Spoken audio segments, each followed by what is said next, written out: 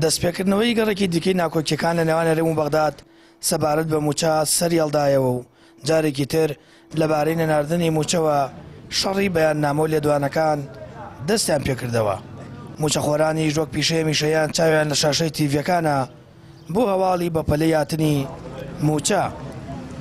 وڵای بە دەرەجەی یەک حکوومەتی هەرێم بچێتە ژێرباری ئەو گرێبەست و ئەو هینانەی کە کردوویەتی دەستی لێ هەڵبگرێ. ئەمە یەک چونکە جاری پێشووتر بینیمان کە گرێبەستێکی کرد هەموو کورد زەرەری تیا کرد.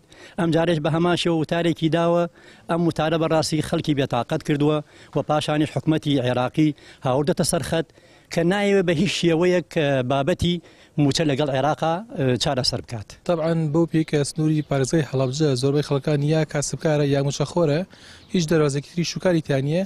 ئەم مۆزوعی ناتەبایی نێوان حکوومەتی هەرێم عێراق کاریگەریکی ڕاستەخۆی کردوتە سەر ژیانی هاوڵاتیان، چونکە هاوڵاتیەکە ئەوەی کە مەعاشخۆرە موچەی نەبێت ناتوانێت پارەش خەرجکە پارە خەرج نەکرا بازار نییە.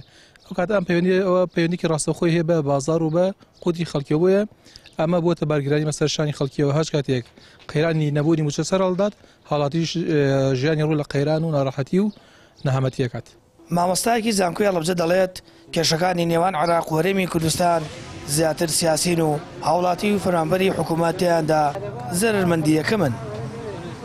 تر بابەتەکە بابەتێکی سیاسیە، چونکە بەڵێ بابەتی تەکنیکی ڕەنگە کۆمەڵێک کێش و گرفتی وردە لە مەسلەی ئابوووریەکە، لە مەسلەی داراییەکە، لە مەسلەی شەفافەتی ئێمە هیچ کۆڵێکمان لەوە نییە. هەم حکوومەتی هەرێمی کوردستان هەم حکوومەتی عێراقیش لەو بواری تەکنیکیە هێشتا شارەزایەکی ئۆتۆی نەگەشتونە ئەو ئاستە، بەڵام ئەوەی کە هەیە زۆرتر مەسلەی سیاسیە.